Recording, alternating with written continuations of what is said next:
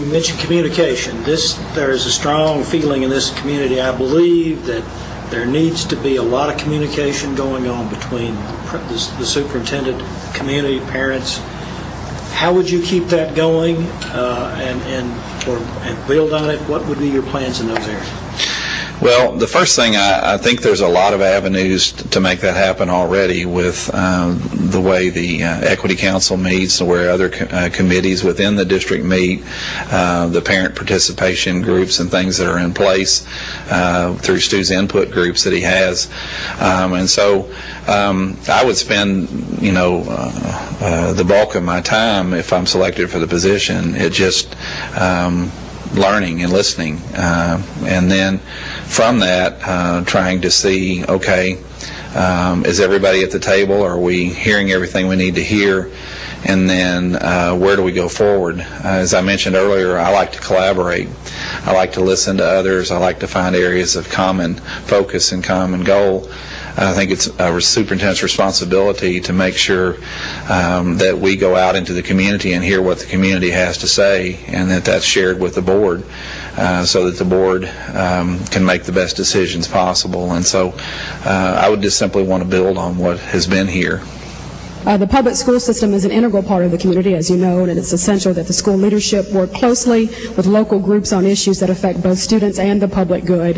Please elaborate on your commitment to working with local business, community, nonprofit, and faith leaders, and truly embracing the school system as part of the greater Lexington community. Okay. I like to describe my leadership style as collaborative, and I try to accomplish that by bringing a multitude of different groups and all different constituencies together to allow them opportunities to share and provide input so that we can reach consensus and find common ground to build on. This district and this whole community has done a wonderful job of that, and what I would want to do is take the structures that are in place and use those as a foundation to build upon. As I mentioned earlier, there's a huge support for public education here among the groups that you mentioned. That's been evidenced by the way this community supported and accepted the nickel tax that the board was able to pass to add on, and which that's been able to do that for your facilities. That's evidenced by the groups that have stepped to the plate and supported the work that's been done to reduce the achievement gaps, and that's certainly evident in just the overall student achievement and things that have happened here within this district. And so with my collaborative style, I would work first of all to learn the community, build relationships with those entities that you named, but then would want to engage each and every one of them in the opportunities to continue to move the district forward as it has been. What is your plan for ensuring strong leadership in the school level? Well, there's a couple different things that I would highlight on school level leadership. First of all, I'd just make a comment though about leadership in general. Just as I said earlier, it's obvious in this district how strong the leadership's been from the board level on down because of the achievements that we continue to see and the results that have happened in this district. And so I say that because I really do believe everything rises and falls on leadership.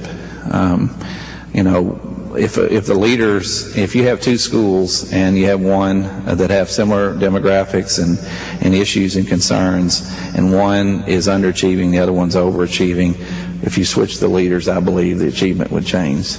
That's how much I believe leadership has an impact. And so through the district level, obviously we have to be engaged with the schools and with the school councils to make sure that we train them properly and collaborate with them on the selection of school principals. We have to help them by providing the right professional development and training for potential administrators. For example, in our district we have a program we call Pilot, which is where we tap budding administrators on the shoulder and try to grow our own. And I think that has to be a focus. I can tell you I wouldn't be sitting in this seat if Stu Silverman hadn't tapped me on the shoulder a few years ago and said, hey, isn't this something you ought to think about doing in your career? And so we have to have those. You have to have mentors and supporters for those budding administrators. But ultimately it comes down to making sure that you have succession like has been built in this district, so that when the superintendent changes, that leadership that's there currently can sustain, and you certainly have that here in Fayette County. How visible will you be in the schools, and will you have an open door policy? I answered the second part first. Absolutely, open door policy. I've never turned down a meeting with anybody in my life and never would. Everybody has the right to be heard, and I certainly respect and want to hear from everybody and would be willing to do that. If you were selected as superintendent, what would be your main focus for the first year? The main focus that I would have in the first year would be learning about the community and building relationships. The staff and the board and all the leadership that's put in place right now, I believe has things moving in the right direction for the district, and the district, I believe, will continue to move forward. And so I really believe that would give me in this position an opportunity to meet people in the community, to hear their input and their feedback, and to build relationships with them so that we can collaborate and continue to move the district forward.